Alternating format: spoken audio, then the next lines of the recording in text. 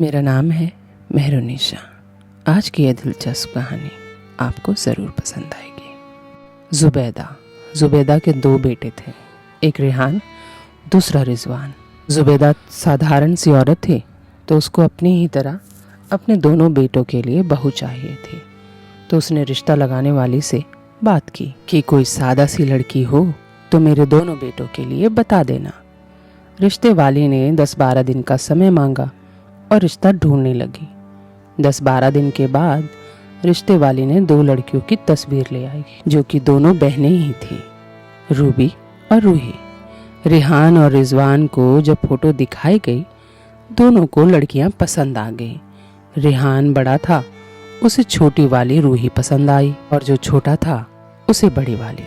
रिजवान की माँ ज़ुबैदा को भी दोनों पसंद आई। अब रिश्ता पक्का हो गया, लेकिन ज़ुबैदा ने पहले ही बोल दिया था कि बहुएं मेरे पास ही रहेंगी, चाहे मेरे बेटे कहीं भी कमाए, लेकिन बहुएं उनके साथ नहीं जाएंगी। रूबी और रूही की माँ ने कहा, ठीक है बहन जी, शादी के बाद तो आपकी हैं दोनों लड़कियां, आप जैसा चाहें वैसा आप करिएगा।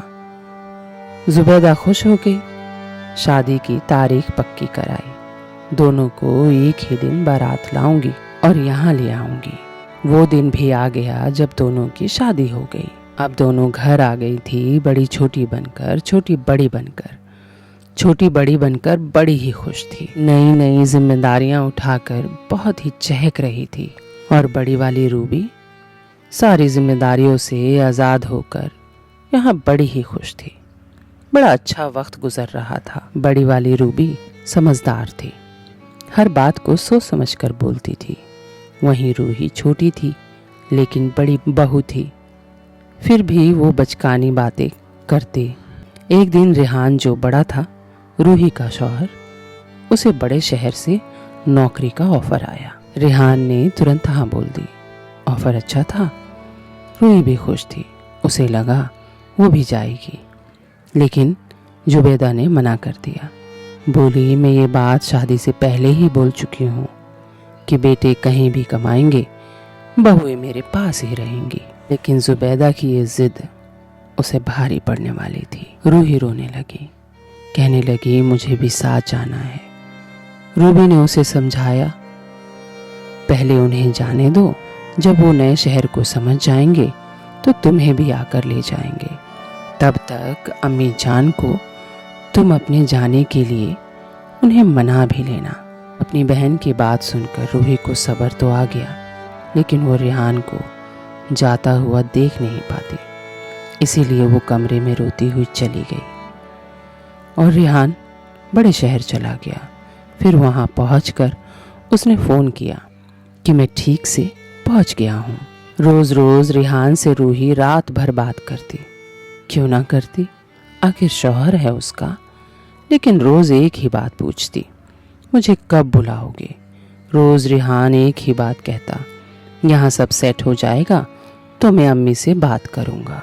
रूही को अब इंतज़ार करते करते रेहान की वही बातें सुनते सुनते 6 महीने गुजर चुके थे।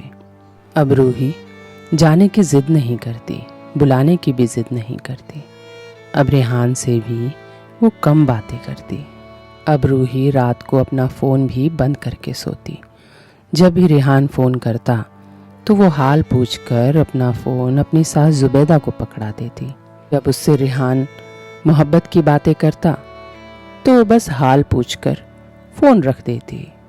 अब रेहान को रूही की ये बात खटकने लगी थी, तो उसने अपनी माँ से पूछा कि आपने रूही को कुछ कहा है क्या। तो ज़ुबैदा ने कहा, नहीं, वो तो बड़ी खुश रहती है, नमाज पढ़ती है, मेरा ख्याल रखती है, यहाँ तक कि तहज्जुद की भी नमाज नहीं छोड़ती। रेहान ये सब सुनकर पुरसुकून हो गया और अपने काम में मसरूफ़ रहने लगा। अब रेहान को गए 2 साल हो गए थे। रूही ने उसे एक बार भी नहीं पूछा था कि कब आओगे, लेकिन रेहान को जल्दी थी आने की। फिर एक दिन रेहान ने फ़ोन करके बताया कि वो छुट्टी पर आने वाला है। ये सुनकर रूही कुछ ज़्यादा खुश नहीं हुई और ना ही कुछ मांगने की ख्वाहिशमंद दिखी। बोली, ठीक है, आ जाओ, अम्मी को फ़ोन देती हूँ, तुम उनको भी बता दो। ये कहकर उसने फ़ोन अपनी सास को पकड़ा दिया और अपने कमरे में चली गई, दरवाज़ा बंद कर लिया और शाम तक बाहर नहीं निकली। अगले दिन रेहान घर पहुंचा तो उसे लगा रूही दौड़ती हुई आएगी और बेसब्र होकर मुझसे लिपट जाएगी, पर ऐसा नहीं हुआ। जब रेहान घर पहुंचा तो रूही नमाज पढ़ रही थी, तो रेहान ने इंतज़ार किया उसके नमाज ख़त्म होने का और वो सोच रहा था कि बस जल्दी से मैं अपनी बीवी को गले से लगा लूं।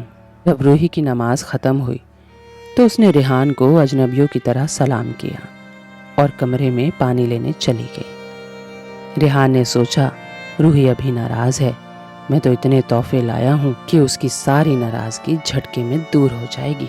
रूही जब पानी लेकर आई तो रेहान उसका हाथ पकड़कर जल्दी से कमरे में ले गया और कमरा बंद कर दिया। उसे तोहफे बड़े मचले हुए मन से दिखाने लग गया कि देखो, मैं तुम्हारे लिए वहाँ की सबसे अच्छी चीज़ें लाया हूँ, ये कपड़े, ये गहने सब तुम्हारे लिए हैं, मानो जैसे रेहान ने पूरी दुनिया खरीद के ले आया हो। लेकिन रूही बड़े बुझे हुए मन से उन कपड़ों को, उन गहनों को देख रही थी। रेहान ने सोचा, ये खुश क्यों नहीं है। रेहान ने पूछा कि तुम खुश नहीं हो। उसने कहा, मुझे ये सब नहीं चाहिए था, आप क्यों ले आए हैं। ऐसा कहते हुए रूही वहाँ से चली गई। बोली, मुझे नमाज पढ़ना है, आप लेटिए, आराम कीजिए, मैं नमाज पढ़कर आती हूँ। रूही चली गई और बहुत देर हो गई। रेहान सो गया। अगले दिन उठा तो रूही किचन में काम कर रही थी। रेहान परेशान था। ऐसा करते करते एक हफ्ता गुजर गया, लेकिन रूही के चेहरे पे कोई ख़ास खुशी दिख नहीं रही थी रेहान के आने की। ना ही वो खुश थी, ना ही वो दुखी थी। वो जब भी नमाज पढ़ने जाती तो खुश रहती, कमरे से हंसते हुए निकलती। जैसे ही रेहान की नज़र उस पर पड़ती तो वो खामोश हो जाती, ज़्यादा बोलती नहीं। तो रेहान को बहुत अजीब लगने लग गया। तो उसने सोचा, आखिर ऐसा क्या है इस कमरे में जो रूही जाती है तो खुश रहती है, बाहर आती है खुश रहती है, जैसे ही वो मुझसे मिलती है वो नाराज़ हो जाती है, खामोश हो जाती है, आखिर क्यों। तो उसने अपना फ़ोन लिया और उस कमरे की खिड़की पर रख दिया जिस कमरे में रूही नमाज पढ़ती थी, और उस फ़ोन का कैमरा चालू कर दिया। जब रूही नमाज पढ़ने गई और जब बाहर आई तो रेहान अपना फ़ोन उठा कर ले आया। जब उसने देखा फ़ोन पर कि आखिर ऐसा क्या करती है रूही, तो उसके तो मानो जैसे होश ही उड़ गए। उस वीडियो को देखकर जैसे रेहान की पैरों के नीचे से ज़मीन ही खिसक गई। वो इतना आग बबूला हो गया गुस्से में कि उससे समझ ही नहीं आ रहा था कि वो क्या करे रूही के साथ, मानो जैसे रूही का कत्ल ही कर डालेगा। फिर वो थोड़ी देर बैठ गया और सोचने लगा कि मैं क्या करूं इस बदजलन औरत का, क्योंकि वीडियो जो उसने देखा था उसमें एक आदमी था जिसके साथ रूही अपना एक अच्छा वक्त गुजार रही थी और बहुत खुश थी। ये सब रेहान ने वीडियो में कैद कर लिया था और अब वो रूही से बदला लेना चाहता था, वो सबके सामने उसे जलील करना चाहता था। लेकिन ये सोचने लगा कि ये सब करके तो मेरी ही बदनामी होगी, क्यों ना इस बदजलन औरत को मैं तलाक दे दूं। लेकिन तलाक देने के लिए उसको अपनी माँ से बात करनी पड़ती, तो वो ये भी नहीं चाहता था। वो इतना आग बबूला था, इतना गुस्से में था कि उसे कुछ सूझ ही नहीं रहा था। फिर उसने सोचा कि मैं ही इस बदजलन औरत से बात करता हूँ जो इतनी नमाजी बनती है और क्या गुल खिला रही है, इससे मैं खुद ही बात करूँगा। वो गुस्से में रूही का हाथ पकड़कर अपने कमरे में ले गया और दरवाज़ा बंद कर लिया। फिर उसने रूही पर चिल्लाना शुरू किया और कहने लगा कि तुम्हारी सारी करतूत मुझे मालूम है कि तुम क्या करती हो और क्या कर रही हो। तुम आवारा बदजलन औरत हो, मुझे पता ही नहीं था। अगर मुझे पता होता कि तुम इतनी बेहया हो तो मैं तुमसे शादी ही नहीं करता। ये सब रूही बड़े सब्र से और बड़े इत्मीनान से सुन रही थी। रेहान को और गुस्सा आया। कहने लगा, तुम तो बड़ी बेहया हो। मैं इतना सब कुछ कह रहा हूँ और तुम आराम से सुन रही हो। तुम अपने सफाई में कुछ नहीं कहोगी, और कहोगी भी कैसे, क्योंकि तुम्हारा तो सबूत है मेरे पास। तब भी रूही कुछ नहीं बोली। फिर रेहान सब्र खोता हुआ बोला, आखिर मुझ में ऐसी क्या कमी रह गई थी जो तुमने ये सब किया? तो रूही बोली, तुम थे ही कहाँ मेरे पास कि मैं तुम में कमी ढूंढती। तुम तो अपनी दुनिया में आज़ाद घूम रहे हो। तुम्हारे पास मेरे लिए टाइम ही कहाँ है? क्या एक फ़ोन कर लेना डेली, यही तुम्हारी जिम्मेदारी है। मेरे लिए तुम्हारी कोई जिम्मेदारी नहीं। फिर रेहान ने चिल्लाते हुए कहा, मैंने तुम्हारी सारी ज़रूरतों को पूरा किया। तुम्हारे लिए पैसे भेजे, तुम्हारे लिए कपड़े लेकर आया, तुम्हारे लिए गहने लेकर आया, और तुमने इन सब का मुझे ये सिला दिया। फिर रूही ने बड़ी सब्र से कहा, मुझे तो ये सब चाहिए ही नहीं। मुझे तो तुम चाहिए जो मुझे सुन सके। मुझे तुम्हारी ज़रूरत है, मेरे आंसुओं को महसूस कर सके, मेरी खुशियों को देख सके, मेरी ढलती हुई उम्र की गवाही दे सके, मेरे हाथों का बना हुआ खाना खा सके, मेरी बातों पर नाराज़ हो सके, मुझसे गुस्सा हो सके, मुझसे लड़े झगड़े खुश रहे। मुझे तो वो रेहान चाहिए था, पर तुम तो थे ही नहीं, और ना ही मुझे अपने साथ रखने का इरादा रखते थे। तो मैंने अपनी ज़िंदगी की खुशी ढूंढ ली। इसमें मैं गलत नहीं हूँ, और ना ही मैं अपने किए पे कोई भी शर्मिंदगी रखती हूँ। तुम चाहो तो मुझे अभी तलाक दे दो, मैं चाहती भी हूँ। जब से तुम आए हो तब से मैं यही सोच रही हूँ कि मैं तुमसे कैसे कहूँ कि मुझे तुमसे तलाक चाहिए। अब जब सब कुछ तुम्हें पता चल ही गया है, तो जाने से पहले मुझे आज़ाद कर देना। मुझे तलाक चाहिए। रूही की वो बातें सुन रेहान मानो जैसे बुत बन गया हो। उसे कुछ सूझ ही ना रहा हो। वो खामोश खड़ा रहा, सोचता रहा कि मैं कहाँ कम पड़ गया और क्यों कम पड़ गया। क्या पैसे कमाने की भूख इतनी है कि एक इंसान की ज़िंदगी में तबाह कर सकता हूँ, वो भी इस तरह उसकी उम्र को बर्बाद कर सकता हूँ? आखिर ऐसा क्यों क्यों क्यों मैं चला गया? क्यों मैं इसको साथ लेकर नहीं गया? क्यों मैंने इसके दिल की बात नहीं सुनी? क्यों मैं वापस जल्दी नहीं आया? आखिर क्यों? बस रेहान सोचता ही रह गया और रूही वहाँ से चली गई।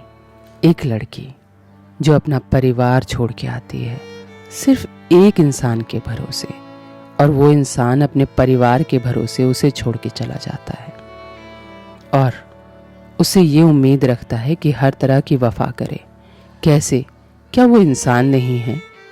क्या उसके सीने में दिल नहीं है जो पहले अपने माँ बाप को छोड़ के आए, फिर जिसके भरोसे आए उसको भी छोड़ना पड़े? क्या ये ज़्यादती नहीं है? क्या इस बात को हम सोचते नहीं हैं? अगर इस बीच में उसका दिल या उसके दिल में कोई कोना किसी के लिए खुल जाए तो उसमें उसका क्या कसूर है?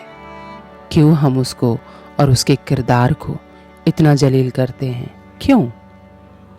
ये सोचिएगा, हम ऐसे क्यों हैं? हमारा समाज ऐसा क्यों है? क्यों हम सिर्फ औरत के किरदार को ही टटोलने लगते हैं?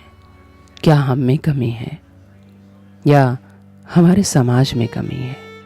अगर हमें कमी है तो हमें खुद को बदलना होगा, तभी हमारा समाज बदलेगा। सिर्फ एक औरत कसूरवार नहीं होती। अगर उसने ऐसा किया है तो कसूर सबका है। उम्मीद है मेरी ये कहानी आप लोगों को अच्छी लगी होगी, तो सब्सक्राइब कीजिएगा, फॉलो कीजिएगा, लाइक कीजिएगा, और हाँ, बेल आइकन को दबाना ना भूलिएगा। Thank you for watching.